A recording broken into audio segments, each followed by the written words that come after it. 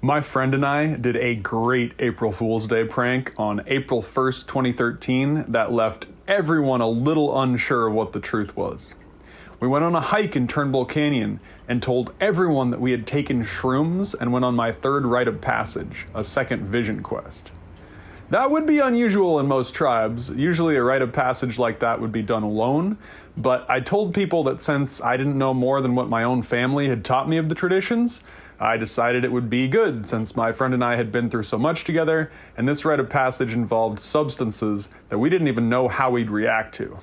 My friend and I even joked that one day we'd wake up to discover one of us was just a figment of the other's imagination. So, is this story real, or did we fool our friends? You can decide that for yourself, but this is what we told people happened. My friend and I took psilocybin mushrooms in Penn Park on April Fool's Day and began our ascent to Turnbull Canyon, a part of Tongva tribal land near where we went to school, an area that had been considered cursed ground. It felt kind of fitting, as though I needed to go through this in a place that reflected my life in some ways. It began with a familiar friend turning up again. I watched my shadow lengthen and transform into the shadow of a wolf, and I chased that shadow down the trail of my second quest. But as I reached the top of the first hill, I realized my physical form had now also changed to that of a gray wolf, and I was now chasing my real shadow on the ground in front of me. My friend had followed me up to the top of the hill, and he and I had these first experiences together before we went on our own separate journeys. For some reason, when we reached the top of the hill, we both felt compelled to look straight up at the sun, which was so strong that it brought us both toppling to the ground, flattening us against the soil to show us the tale it had to tell of clouds, light, and heat. I realized the sun had transformed me back into human form now, and I felt my skin absorb this gift of heat, and I acknowledged Grandfather Sun as a good giver of energy. I looked over to my right, and I saw a small plant growing out of the earth about a foot from my face, and I felt the heart of the earth beneath me, and saw the pulses of energy come up from the ground through the plant. Familiarity dawned on me. This was the same energy I'd interacted with as a child, so I let it flow through me as it did the plant, and I felt myself reconnect to Grandmother Earth. I watched the plant's leaves unfurl with each pulse of energy. The stalk stood taller. The color became more vibrant.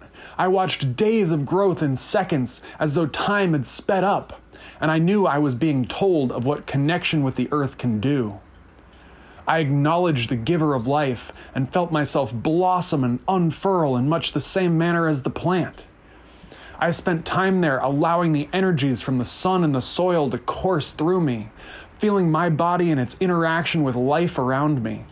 My fingers dug into the ground, and the dirt just felt right on my hands, so I rubbed my palms on the dirt to even the coating.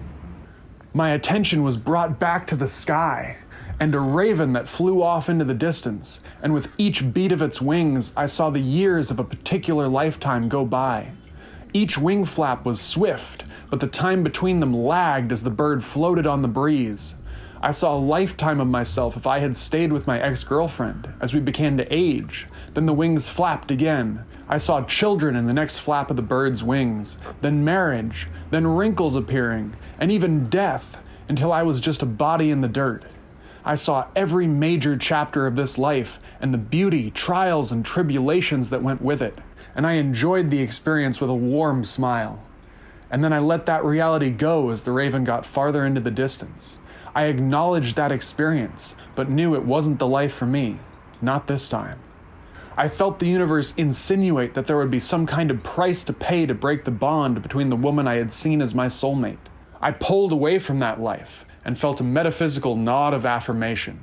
As a young man struggling with emotions and not knowing what to do, that felt like a sigh of relief. My friend told me he had had a vision of me at the bottom of the hill, but he didn't feel fear for me. But my friend and I eventually stood up, recognized each other's existence after forgetting that there was anyone else around at all, recognized that we'd each had a unique experience in this place that we couldn't explain to each other, and continued on the path, saying only the words, "And so we go."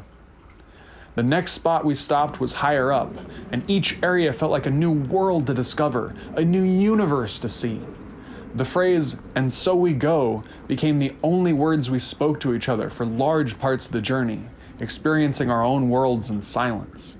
Higher up on the mountain, our feet began to take on a rhythm as we moved from one spot to another, and we danced along the trail, learning the way the world moved and the way it moved our feet. We spun, connected and disconnected, linking arms to spin around, and then separating to experience our own worlds before rejoining again. This reminded us that the journey is as important as the destination, because every step of our journey is someone else's destination that we get to experience. However, at the same time, it showed me that destination is just a word used to describe a rest stop along the way, since the journey continues cyclically and endlessly. We branched off in our own directions, parting ways for the rest of the day, and the experience changed yet again. I walked in solitude along a trail that seemed to pull me forward along it, and I heard the sounds of nature in the silence when my feet stopped moving. I stood there in absolute stillness to take in the sounds around me. And when I caved to the magnetic energy of the trail and moved again, I felt my bones and muscles in my body and felt how they moved and how they were supposed to move. So I bent my knees and changed my posture accordingly. I ran along the path to experience what it felt like to run correctly for the first time, and I noticed the lack of impact compared to how I usually ran. That running tired me though, so I rolled to the ground again and laid there one more time, feeling my fingers understand the soil beneath me. A stink bug walked by, and I felt no fear of being sprayed. It kept on moving, and I acknowledged that the fear of being sprayed only came from the bug's fear of being killed. And as long as I cared for the bug's existence, it wouldn't try to change my existence. I continued on the trail when I felt the pull to continue, and thought to myself, "and so we go," and on I went. After a long time, I felt age and fatigue begin to wear on me as sunset approached, as though I was reaching the end of a lifetime. I became an observer, seeing how the now golden hour sun began to change the world, allowing brilliance to be seen in things that rarely showed it to others. I looked at the orange and gold-colored plants growing around me, in amazement at how the right perspective could literally change the world. Every plant, every rock, every weed, everything was beautiful and sparkled in the warm light of the fading sun. But that feeling faded as the light changed again, and an odd half-reality began to form as the sun touched the sea at the edge of the horizon. The shadows grew long, and I became aware of a different kind of darkness coming as I continued to step farther and farther from civilization. I felt exposed, like the world had grown around me, like a bubble expanding to include more. And instead of focusing on what was within a few feet of me, I was now hyper-aware of the whole hill I walked on, and that I wasn't 100% sure of everything contained within my bubble anymore. I felt two things. The first was knowing that I was alone in nature as night set in, without a jacket or a flashlight. The second was feeling warned of great tragedy, fear, and turmoil if I continued in the direction I was still walking, as though the trail that had welcomed me along it throughout the day no longer wished for me to continue walking its path, as though it contained a future I wasn't meant to see yet. I ran from it when the sun was lost to the sky. I didn't want to see what was in store. I feared that even the knowledge of it would hurt me in some way, so I ran from where I stood on the mountaintop all the way back. It felt as though I flew through the night, leaping across the hills without a single misstep despite the darkness. I hardly felt my feet hit the ground. I was just movement going in a direction, and I got so caught up in the momentum I couldn't stop until I got back to flat ground. When I arrived, miles and miles and hours later than when I'd left, life was unusual, but the visuals and trip feeling was gone. I had gone on a journey and returned. I stared at my hands and the friendly dirt that clung to them for a while, and I noticed that too much movement would overwhelm me a little. That was the story I told people, but they didn't believe me because it was April Fool's Day, and they thought some parts were a little too stereotypical and others were a little too extreme. I reconnected with nature. I physically transformed into a wolf. Yeah, okay. But to add to the bit, after I'd told that story, Klamer walked in holding a pair of my friend's pants and asked where he was.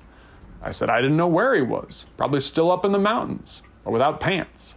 And now people were even less certain if this was an April Fool's prank or not. I told them that I was proud that I had completed my rite of passage, and my takeaway was that all are inherently interwoven with nature, that I could trust my spirit wolf to guide me, that a lifetime with my ex-girlfriend would not be my future in this lifetime, that reincarnation is as natural as breathing, and that there was a darkness in my future that I'd been afraid to see. Foreshadowing. That darkness was only 8 months away, but I didn't know it yet. At that point, they were like, yeah, okay, we get it. You turned into a hippie on April Fool's Day. Sure. Are you hungry? I want McDonald's. I hadn't been to a McDonald's in years, but that was where they were going, so that was my meal that night. So which is it? Did we tell an elaborate tale about our hike to try to fool people on April Fool's Day? Or did we actually have that experience? Whether you believe it or not, you'll have to tune in next week to learn about my first time being a representative for Film Break and about a death on campus.